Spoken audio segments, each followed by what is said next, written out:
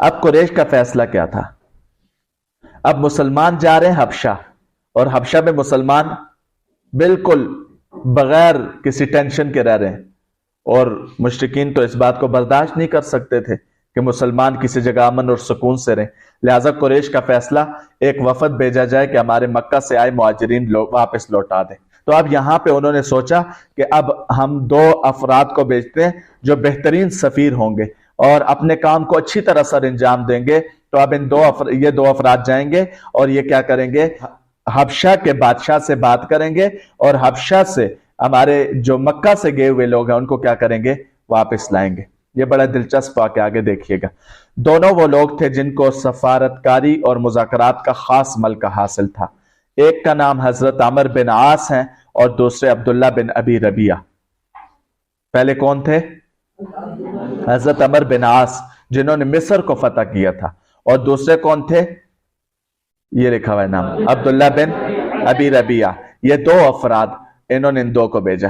حضرت عمر بن عاص جن کی سفارتکاری، ذہانت، سیاست سے بعد میں مسلمانوں نے بھی بہت فائدہ اٹھایا، یہ حضرت امیر معاویہ رضی اللہ تعالیٰ عنہ کے خاص رفیق تھے اور ان کے خاص دوست تھے۔ اور دوسرے عبداللہ بن ربیہ، دوسرے کون تھے؟ عبداللہ بن ربیہ۔ یہ دو افراد کہاں چلے گئے؟ حبشہ چلے گئے۔ حبشہ جا کے قریش کے وفد کے نجاشی کے دربار میں آمد۔ قریش کے اس وفد نے پورے پروٹوکول کو اختیار کیا، قیمتی تحائف لے کر گئے، جا کر نجاشی کے دربار کے وزراء سے ملے اور انہیں تحفے دیے۔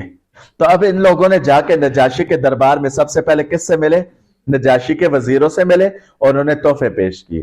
وزراء سے گزارش کی کہ جب ہم نجاشی کے دربار میں بات پیش کریں تو ہماری تائید کریں۔ اب یہ تحفے نہیں تھے، یہ رشوت تھی۔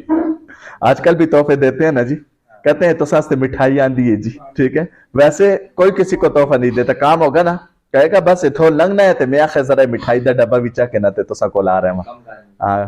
بعد میں پھر کہتے ہیں بس وہ میرا پتر آج کل بے روزگار ہے میں ذرا تو سی کوئی ہمیں شافی کر کے نا، تو رشوت ہے نا، رشوت ہے، ٹھیک ہے۔ کوئی بھی ایسی چیز جو انسان کو عہدے کی وجہ سے ملے وہ رشوت ہے، عہدے کی وجہ سے ملے رشوت ہے۔ مثال کے طور پہ اب لوگ جاتے ہیں جی بڑے بڑے دفتروں میں تحفے لے کے جاتے ہیں، ہمارے پاس کوئی نہیں لے کے آتا تحفہ، ٹھیک ہے، کیوں؟ پتہ یہاں سے کچھ نہیں ملنے والا، وہاں سے بہت کچھ ملنے والا ہے۔ تو جہاں پہ انسان کا کام پھنسا ہو نا وہیں پہ تحفے لے کے جاتے ہیں۔ تو ایسے تحفے ہاں بغیر کسی مقصد کے ہو تو تحفہ جائز ہے۔ جیسے حرمین سے بہت سارے لوگ آتے ہیں تو وہ زمزم بھی دے دیتے ہیں یا اسی طرح کھجورے دے دیتے ہیں، تو یہ تحفہ ہے۔ کوئی بعض دوسروں کے لیے گھڑی لا کے دے دیتے ہیں، یہ تحفہ ہے جی۔ اب مقصد تو اس میں کچھ بھی نہیں ہوتا، تو اس طرح اپنے استاد کو کوئی تحفہ پیش کرتا ہے، اب استاد سے کیا مقصد ہوگا؟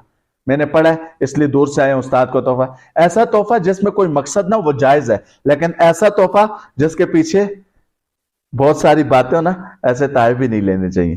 اس کے بعد اب یہ تحفے تو دیے، لیکن ساتھ کیا کہا؟ جب ہم نجاشی کے دربار میں بات پیش کریں تو ہماری بات کی کیا کریں؟ تائید کریں۔ نجاشی کے دربار میں انہوں نے کیا کیا جی؟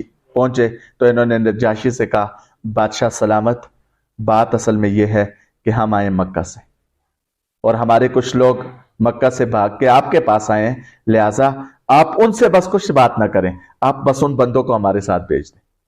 اب یہ جو درباری تھے سب نے تحفے لیے ہوئے تھا، انہوں نے بھی ایسے ایسے سارے لائے۔ ہاں ٹھیک ہے، بالکل صحیح کہہ رہے ہیں، ٹھیک ہے، جتنا بڑا تحفہ اتنا زیادہ سارے لاتے ہیں نا، تو اب انہوں نے بھی سارے لائے۔ انہوں نے کہا ہاں واقعی ایسے کریں۔ تو نجاشی نے کہا کہ بھائی بات یہ ہے کہ بھیج تو دوں میں تمہارے ساتھ، لیکن یہ ہیں میرے ملک میں، تو میں پہلے ان سے پوچھوں گا، ان سے بات کروں گا، پھر اگر مجھے لگا کہ واپس بھیجنا چاہیے بھیج دوں گا، اور لگا نہیں بھیجنا چاہیے تو پھر تم واپس چلے جانا، پھر تمہیں کچھ نہیں کہوں گا، تم واپس چل جانا، نہیں بھیجوں گا۔ اب نجاشی کا جب جواب سنا نا انہوں نے تو پھر تکلیف ہوئی ان کو بہت زیادہ، کہ اب ظاہری بات ہے یہ ان سے پوچھیں گے تو وہ تو کہیں گے کہ سچ کہیں گے، جب وہ سچ کہیں گے تو پھر ہمارا مسئلہ کیا ہو جائے گا؟ خراب ہو جائے گا۔ نجاشی نے ان کو دو ٹوک جواب دیا، کہا کہ بھائی بات سیدھی سی ہے، بھیجوں گا تب جب میں ان کی پوری بات سنوں گا، پھر اس کے بعد فیصلہ کروں گا۔ اب نجاشی نے ان صحابہ کو اپنے دربار میں بلایا، صحابہ نے آپس میں مشورہ کیا کہ ہم بادشاہ کو کیا کہیں گے؟ کیوں؟ اس لیے کہ نجاشی عیسائی تھا. کیا تھا؟ عیسائی تھا، اور یہ صحابہ مسلمان تھے. اب عیسائیوں کا دین اور ہے، مسلمانوں کا دین اور ہے. تو اب صحابہ نے آپس میں مشورہ کیا، مشورے میں طے ہوا کہ بادشاہ جو بھی پوچھے گا ہم سچ بولیں گے. بادشاہ جو بھی پوچھے گا ہم سچ بولیں گے. تو اور انہوں نے پھر حضرت جعفر طیار رضی اللہ تعالیٰ عنہ کو متکلم منتخب کیا کہ بات یہ کرے گا. جماعت میں ہوتے ہیں نا جی، ایک رہبر ہوتا ہے، ایک متکلم ہوتا ہے اور ایک امیر ہوتا ہے. تو یہاں پہ بھی جو متکلم تھا وہ کون تھے؟ حضرت جعفر طیار رضی اللہ تعالیٰ عنہ. جعفر طیار رضی اللہ تعالیٰ عنہ اور ان کے ساتھ یہ تمام صحابہ نجاشی کے دربار میں آئے، اور نجاشی کے دربار میں اس سے پہلے جو بھی آتا تھا نا وہ سجدہ کرتا تھا. کیا کرتا تھا؟ انہوں نے سجدہ نہیں کیا. نجاشی نے جب سجدہ نہیں کیا تو نجاشی کے سامنے جب انہوں نے سجدہ نہیں کیا تو نجاشی نے سوال کیا، کہا تم نے مجھے سجدہ کیوں نہیں کیا؟ تو حضرت جعفر طیار رضی اللہ تعالی نے جواب دیا، جس نبی کے ہم پیروکار ہیں اس نے ان سجدوں سے ہمیں نکال دیا ہے. یعنی اس نے اللہ کے سوا لوگوں کو سجدہ کرنے سے ہمیں نکال دیا ہے. بادشاہ نے کہا کہ تم اپنا مقدمہ پیش کرو کہ تم کیوں آئے. بادشاہ نے کیا کہا؟ تم مقدمہ پیش کرو کہ تم کیوں آئے ہو. اب حضرت جعفر طیار رضی اللہ تعالی نے یہاں پہ ایک شاندار تقریر کی. کیا کیا؟ ایک شاندار تقریر کی. اے بادشاہ، ہم سب جاہل اور نادان تھے، بتوں کو پوجتے تھے اور مردار کو کھاتے تھے، طرح طرح کی بے حیائیوں میں مبتلا تھے، اور رشتہ داروں سے دور ہوتے تھے، پڑوسیوں کے ساتھ بدسلوکی کرتے تھے، اور ہم میں جو زبردست ہوتا یعنی جو طاقتور ہوتا وہ کمزوروں پر ظلم کرتا تھا. اسی حالت میں اللہ تعالیٰ نے ہم پر کیا کیا؟ انعام کیا، اور اللہ نے ہم میں ایک نبی کو مبعوث کیا. اس نبی نے ہمیں آ کے بتایا کہ ہر ایک کے حقوق ہیں، لہٰذا ہم نے کیا کیا؟ ان حقوق کو ادا کرنے والے بن گئے. اور ہمارے مکہ کے لوگوں نے ہم پہ ظلم شروع کر دیا، ہم نے مکہ کو چھوڑا تو ہم ابشا آ گئے. اب یہ جب ساری بات سنی تو جعفر طیار رضی اللہ تعالیٰ عنہ کی تقریر کا نجاشی پر اثر ہوا. تو نجاشی نے کہا کہ ٹھیک ہے، پھر تم مجھے کلام سناؤ. کیا سناؤ؟ کلام سناؤ، قرآن سناؤ، جو قرآن تم پڑھتے ہو. تو اس پر حضرت جعفر طیار رضی اللہ تعالی نے سورہ مریم کے ابتدائی آیات سنائی. نجاشی کی آنکھوں سے آنسو جاری ہو گئے. کیوں؟ اس لیے کہ عربی تھے نا یہ سارے، تو عربی تو سمجھ گیا. اور حضرت جعفر طیار رضی اللہ تعالی نے بھی ایسی جگہ کا انتخاب کیا، سورہ مریم کا. مریم کون ہے؟ حضرت عیسیٰ کی والدہ. اور حضرت عیسیٰ کون ہے؟ جن کو نجاشی مانتا ہے، عیسائی جس کو مانتے ہیں. اب وہ عیسائی تھا. حضرت جعفر طیار رضی اللہ تعالی نے عیسائیوں کے ماننے والے نبی کی والدہ کی ساری نام پہ جو صورت ہے وہ پڑھ لی. کتنی اچھی حکمت عملی اختیار کی. اور جب یہ ساری بات انہوں نے تلاوت کی تو وہ تلاوت سن کر نجاشی کی آنکھوں میں آنسو جاری ہو گئے. اور پھر نجاشی نے ایک جملہ کہا. نجاشی نے کہا کہ اللہ کی قسم جو تم کہتے ہو یہ سچ ہے، جو تم کہتے ہو یہ سچ ہے.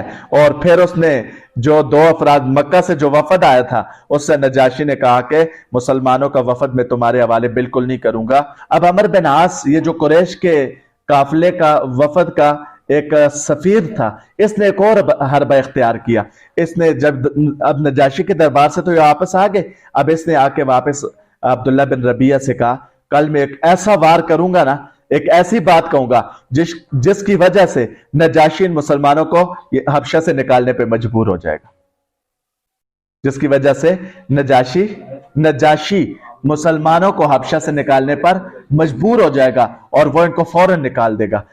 عبداللہ بن ربیعہ نے کہا بھائی ہماری آپس میں دین کی وجہ سے مخالفت ضرور ہے لیکن ہماری رشتہ داریاں بھی تو ہیں، لہٰذا کوئی ایسا کام نہ کرو جس کی وجہ سے کل کو ہمیں پریشانی ہو. عمر بن عاص نے کہا تم دیکھتے جانا کل میں کرتا کیوں، دیکھتے جانا کل میں کیا کرتا ہوں. اب اگلا دن ہوا. اگلے دن عمر بن عاص آیا اور اس نے نجاشی کو کہا کہ بھائی تم نے تو ان لوگوں کو پناہ دی ہے لیکن ان سے پوچھو تو صحیح حضرت عیسیٰ علیہ السلام کے بارے میں کیا کہتی ہے. اب قریش کے وفد کو نجاشی نے دوبارہ بلایا، کہا آؤ میرے پاس، مسلمانوں سے پوچھیں کہ مسلمان حضرت عیسیٰ علیہ السلام کے بارے میں کیا کہتے ہیں. اب مسلمانوں نے پھر آپس میں مشورہ کیا. حضرت جعفر طیار رضی اللہ تعالیٰ جو یہ صحابہ تھے وہاں پہ जिन्होंने हिजरत की थी, इन्होंने आपस में मशवरा किया। तो हजरत जाफर रजी अल्लाह ताला अन्हु ने कहा कि हम सच कहेंगे। क्या कहेंगे? सच कहेंगे। तो अब दरबार में जब हाजिर हुए तो सारे, फिर हजरत जाफर तैयार रजी अल्लाह ताला मुतकल्लिम मुकर्रर हुए। तो नजाशी ने पूछा, कहा कि हजरत ईसा अलैहिस्सलाम के बारे में तुम क्या कहते हो? तो हजरत जाफर तैयार रजी अल्लाह ताला ने कहा, हम हजरत ईसा अलैहिस्सलाम के बारे में कहते हैं कि वो अल्लाह के बंदे हैं और वो अल्लाह के रसूल हैं और वो अल्लाह की खास रूह है और अल्लाह का खास कलमा है। ये एक जुमला का। अब हजरत जाफर तैयार रजी अल्लाह ताला की ये बात सुनी तो फिर नजाशी ने क्या रद्द अमल इख्तियार किया? उसने जमीन से एक तिनका उठाया, लकड़ी का एक तिनका उठाया और कहा, अल्लाह की कसम, हजरत ईसा अलैहिस्सलाम के बारे में जो आपने कहा है वो उससे एक, जो आपने कहा है इससे एक तिनका भी बढ़ के न थे, यानी आपने बिल्कुल ठीक कहा है। और उसके बाद नजाशी ने क्या किया? ये जो वफद आया था उनको तोहफे भी वापस कर दिए। तोहफे का वापस, तोहफे लो और भागो यहां से, यहां पे तोहफों की जरूरत नहीं है। और यूं मुसलमान हबशा में अमन और सुकून के साथ रहे। लेकिन यहां पे हजरत जाफर तैयार रजी अल्लाह ताला ने नजाशी से कहा, मैं एक सवाल करना चाहता हूं इन लोगों से, 3 सवालात है, मेरे 3 सवालात का जवाब ये दे दे। कौन दे दे? यानी ये अमर बिन आस और अब्दुल्ला बिन रबिया मेरे 3 सवालात के जवाब आते हैं। नजाशी ने कहा, पूछिए। तो पहला सवाल ये पूछा, क्या हम में से कोई शख्स मक्का से भागा हुआ गुलाम है? क्या हम में से कोई शख्स मक्का से भागा हुआ गुलाम है? क्योंकि वापस तो गुलाम को लेने के लिए लोग आते हैं। तो अमर बिन आस ने कहा, तुम में से कोई भागा हुआ गुलाम नहीं है। तो कहा, फिर क्यों लेने आए हो हमें? दूसरा सवाल किया, क्या हम में से कोई शख्स मक्का में किसी को कत्ल करके आया? यानी किसी ने कत्ल किया तो वापस उसको लेके जाओ, कत्ल करो। तो उसने कहा, नहीं नहीं, तुम लोग ऐसे नहीं हो, किसी को कत्ल करो। तो कहा, फिर क्यों लेने आए हो? तीसरा सवाल किया, क्या हम में से कोई शख्स किसी का माल लेकर भागा? कहा, नहीं, एक की रात एक पैसा भी आप नहीं लेके गए। तो कहा, जब ये तीनों बातें नहीं है फिर हमें छोड़ दो, तुम जाओ। तो अब यहां से वो वफद क्या हो गया? वापस हो गया। अब हिजरत हबशा जो हमने पढ़ा, इससे हमें सबक क्या हासिल हुआ, क्या दर्स हासिल हुआ?